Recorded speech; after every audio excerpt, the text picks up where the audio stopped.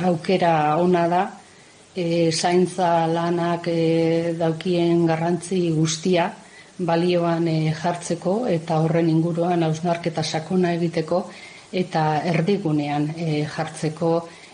zaintza hori gure gizartea aurrera joateko ezinbestekoak diren zaintza guzti horiek, ezta? Zalantzarik ez dagoen feminismoa ez dago horri heltzeko erabate prest dagoela, aspaldidanik egiten duelako, baina gizartea orokorrean uste duzu prest dagoela zezen horre adarretatik heltzeko? Bueno, nik uste dut oraindik bidea dagoela egiteko eta hori egunerokoan ikusten da, krisi aurretik zegoen egoera kontuan hartzen badugu, horri ikusten zaintza lanetan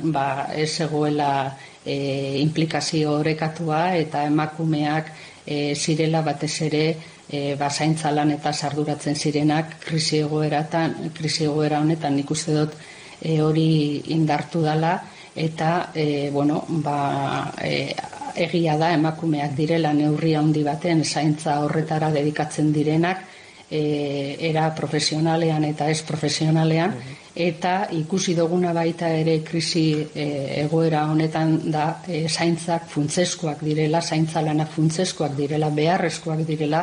gure gizarteak aurrera egin alizateko, beraz nire ustez honek balio behar du, balioan jartzeko arlo hau ez, funtseskoa den arlo hau.